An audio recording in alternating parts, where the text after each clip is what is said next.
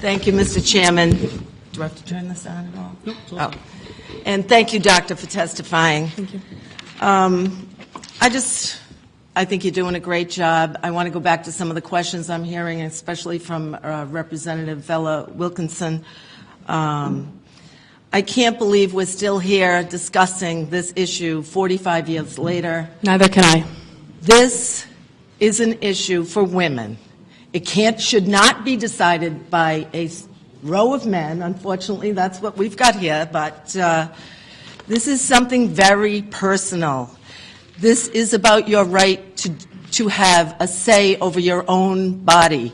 There isn't a woman who's been pregnant that has not considered whether or not it is a good idea to have the baby or not have the baby. Maybe there's a few like yourself who've never said, boy, this is the wrong time, or this isn't for me right now. I'm either too young, or I've looked at many of the doctors that have written stories about what they've encountered, drug-addicted women who just can't do it, people who are sick, many reasons.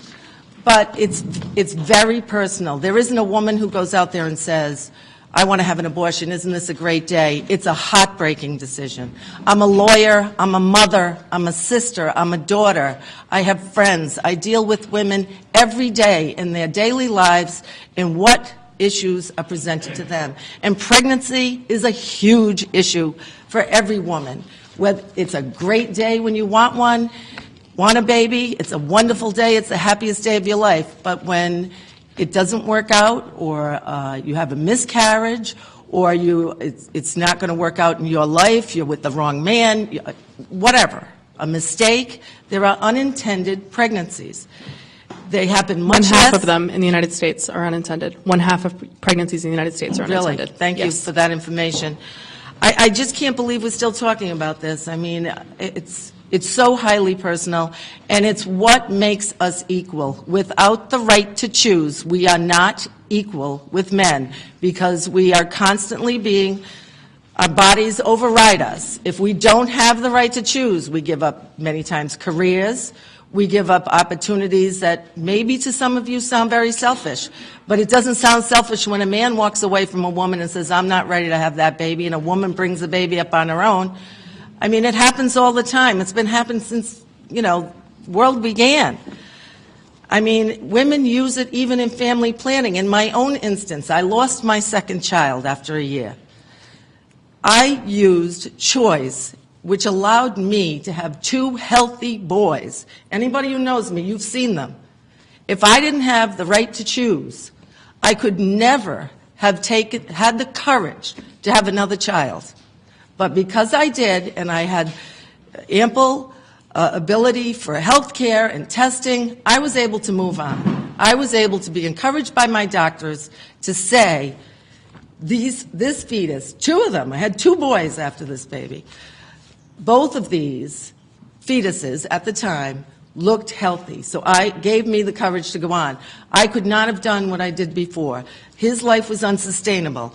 There are many reasons that women choose the right to choice or abortion. But you have to put yourself in the shoes of the person who decides. It's not up to us. It's up to that individual woman who, for whatever her reason is, she can or cannot continue with the pregnancy. It's highly personal.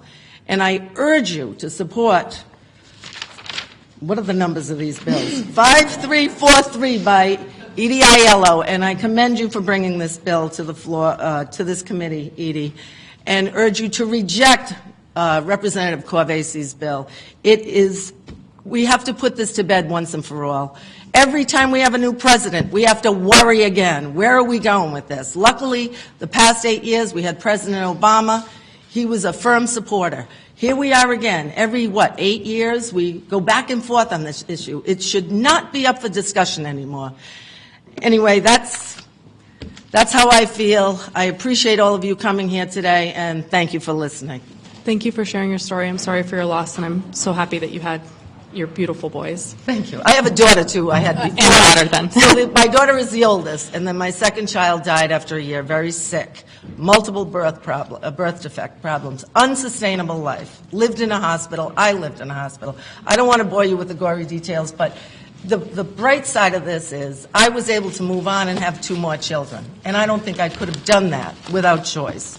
And I think that And highlights... I wasn't sure I was going to tell that story today. But thank you for your bravery. It takes women like you to bring this to a personal level, and I think that this highlights why what the gentleman said about let's wait and see is not an option for women. We cannot wait and see. No, and we can't go back to the days of coat hangers and back alleys. Women were dying. Let's not forget that.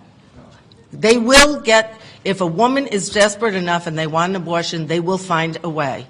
So we can't forget that either. That's where we started, and here we are today, healthy, safe abortions, and we can't lose that.